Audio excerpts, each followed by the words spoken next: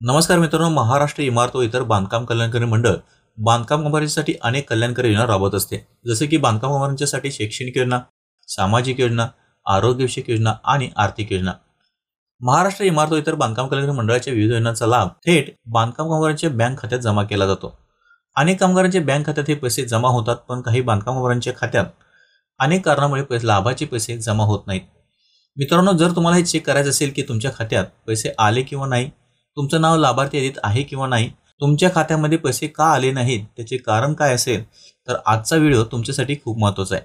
कारण या व्हिडिओमध्ये मी तुम्हाला संपूर्ण प्रोसेस स्टेप बाय स्टेप दाखवणार आहे, ज्यामुळे तुम्ही घरी बसून मोबाईलवरच यादी चेक करू शकता. मित्रांनो, ही प्रोसेस मोबाईलवर आणि पीसी वरती सेम असणार आहे, त्यामुळे हा व्हिडिओ शेवटपर्यंत नक्की बघा. आणि तुम्ही जर चॅनलवरती नवीन असाल तर चॅनलला सबस्क्राईब करायला विसरू नका. तर मित्रांनो, बांधकाम कामगारांच्या विविध योजनांचे पैसे जमा झाले किंवा नाही हे चेक करण्यासाठी तुम्हाला मंडळाच्या या वेबसाईटवरती यायचं आहे. आता या वेबसाईटवरती आल्यानंतर तुम्हाला या ठिकाणी लाभ वितरित हा एक ऑप्शन दिसतो, याच्यावरती क्लिक करायचं आहे. त्यानंतर या ठिकाणी तुम्हाला विविध योजनेच्या लाभाचे वितरण हे एक ऑप्शन भेटेल, या ऑप्शनवरती क्लिक करायचं आहे. आता यानंतर तुमच्यासमोर विविध योजनांच्या लाभाचे वितरण 1 मार्च 2025 पर्यंत यादी तुम्हाला या ठिकाणी पाहायला मिळेल. या ठिकाणी खाली स्क्रोल डाऊन केल्यानंतर तुम्हाला बांधकाम कामगारांच्या विविध योजनांचे पैसे ज्या बांधकाम कामगारांना मिळालेत त्याची यादी तुम्हाला या ठिकाणी पाहायला मिळेल. आणि किती पैसे यामध्ये जमा झालेत हे सुद्धा तुम्हाला या ठिकाणी बाजूला अमाऊंट सेक्शनमध्ये पाहायला मिळेल. तसेच त्याच्या बाजूला स्कीम कॅटेगरी म्हणजे कोणत्या स्कीमनुसार बांधकाम कामगारांना योजनेचा लाभ त्यांच्या खात्यात ट्रान्सफर करण्यात आला हे सुद्धा तुम्हाला या ठिकाणी पाहायला मिळेल. आता या ठिकाणी तुम्हाला जर तुमचे नाव चेक करायचे असेल तर तुम्हाला या ठिकाणी सर्वात पहिल्यांदा वरती डिस्ट्रिक्ट ऑल डिस्ट्रिक्ट आहे, याच्या ठिकाणी तुम्हाला तुमचा जो जिल्हा असेल तो जिल्हा तुम्हाला या ठिकाणी सिलेक्ट करायचा आहे. त्यानंतर त्याच्या बाजूला ऑल स्कीम या ठिकाणी तुम्ही कोणत्या स्कीमसाठी अप्लाय केलाय ती स्कीम तुम्हाला या ठिकाणी सिलेक्ट करायची आहे. आणि त्यानंतर त्याच्या बाजूला बेनिफिशरी नेम जे असेल ते तुमचे नाव तुम्ही या ठिकाणी टाकायचं आहे.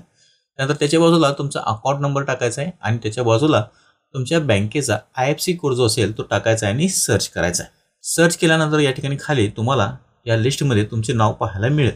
जर या लिस्टमध्ये तुम्हाला जर नाव पाहायला मिळत नसेल तर तुम्हाला दुसऱ्या यादीमध्ये तुमचे नाव चेक करायचं आहे, म्हणजे तुमच्या खात्यामध्ये पैसे जमा झालेले नाहीत असे याचा अर्थ होतो. आता तुमच्या खात्यामध्ये पैसे जमा झाले नसतील तर तुम्हाला या ठिकाणी दुसरी यादी चेक करण्यासाठी वरती लाभ वितरित याच्या ठिकाणी क्लिक करायचं आहे आणि या ठिकाणी विविध योजनेच्या लाभाचे वितरण चुकीच्या बँक खात्याचे तपशील याच्यावरती क्लिक करायचं आहे. आता या ठिकाणी तुमच्यासमोर दुसरा पेज ओपन होईल. आता या ठिकाणी चुकीच्या बँक तपशिलामुळे ज्यांचे पैसे बँकेत जमा झाले नाहीत अशा लाभार्थ्यांची यादी तुम्हाला या ठिकाणी 1 मार्च 2025 पर्यंत पाहायला मिळेल. या ठिकाणी एकूण नंबर ऑफ बेनिफिशियरीज म्हणजे जवळजवळ 35,000 बांधकाम कामगारांच्या खात्यात चुकीच्या बँक तपशीलमुळे त्यांच्या लाभाचे पैसे त्यांच्या बँक खात्यात जमा झालेले नाहीत. आता या ठिकाणी तुम्ही ही यादी पाहू शकता. या यादीमध्ये ज्या बांधकाम कामगारांच्या चुकीच्या बँक खात्याच्या डिटेल्समुळे त्यांच्या खात्यात पैसे जमा झाले नाहीत अशा बांधकाम कामगारांची नावे तुम्हाला या ठिकाणी पाहायला मिळतील. तसेच त्याच्या बाजूला अमाऊंट सुद्धा तुम्हाला या ठिकाणी पाहायला मिळेल. त्यानंतर स्कीम कॅटेगरी म्हणजे कोणत्या स्कीमनुसार बांधकामाने अप्लाय केलं त्या स्कीमची कॅटेगरी तुम्हाला या ठिकाणी पाहायला मिळेल. तसेच त्याच्या बाजूला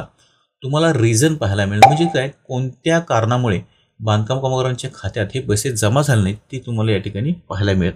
आता या यादीमध्ये तुम्हाला जर नाव चेक करायचं असेल तर तुम्हाला या ठिकाणी वरती ऑल डिस्ट्रिक्ट याच्यावरती क्लिक करायचं आहे आणि तुमचा जिल्हा तुम्हाला या ठिकाणी सिलेक्ट करायचा आहे. त्यानंतर त्याच्या बाजूला कोणत्या स्कीमसाठी तुम्ही अप्लाय केला आहे ती स्कीम तुम्हाला या ठिकाणी सिलेक्ट करायचं आहे. त्यानंतर या ठिकाणी बेनिफिशरी नेम यामध्ये तुमचं नाव टाकायचं आहे. त्याच्या बाजूला तुमचे बँक अकाउंट नंबर टाकायचा आहे. त्याच्या बाजूला बँक IFSC कोड टाकायचा आहे आणि सर्च करायचा आहे. सर्च केल्यानंतर तुमच्या समोर या ठिकाणी खाली एक यादी पाहायला मिळेल. या यादीमध्ये तुमचे नाव आहे की नाही हे तुम्हाला या ठिकाणी चेक करायचं आहे. आणि या यादीमध्ये नाव चेक केल्यानंतर तुम्हाला या ठिकाणी किती अमाऊंट ट्रान्सफर होणार होती ती अमाऊंट तुम्हाला या ठिकाणी पाहायला मिळेल. त्याच्या बाजूला जी स्कीम असेल म्हणजे कोणत्या स्कीमनुसार अप्लाय केलं असेल बांधकामावरती ती स्कीमची लिस्टसुद्धा तुम्हाला या ठिकाणी पाहायला मिळेल. त्यानंतर त्याच्या बाजूला रिझन म्हणजे कोणत्या कारणामुळे बांधकामावरच्या खात्यात पैसे जमा झाले ते रिझन तुम्ही या ठिकाणी पाहू शकता. या ठिकाणी बरेचसे रिझन्स आपल्याला या ठिकाणी पाहायला मिळतात. यामध्ये invalid account number, blocked account किंवा फेल किंवा इनव्हॅलिड IFSC कोड असेल किंवा इनकरेक्ट बँक डिटेल्स असतील किंवा मिसलेनियस नेटवर्क फेल्युअर असेल किंवा नो सच अकाउंट, असे बरेचशी कारणं तुम्हाला या ठिकाणी पाहायला मिळतील. त्यामुळे मित्रांनो, तुम्ही जेव्हा स्कीमसाठी अप्लाय करता त्यावेळेला तुमची बँक डिटेल्स हे तुम्हाला व्यवस्थित भरायचे आहेत. यामध्ये तुमचे बँकचा अकाउंट नंबर असेल, त्यानंतर बँकेचा IFSC कोड असेल, या 2 गोष्टी महत्त्वाच्या आहेत. त्या महत्त्वाच्या गोष्टी तुम्हाला व्यवस्थित तुमच्या फॉर्ममध्ये भरायच्या आहेत, तरच तुम्हाला बांधकामावरच्या योजनेचा लाभाचा थेट तुमच्या बँक खात्यात पैसे जमा होणार आहेत.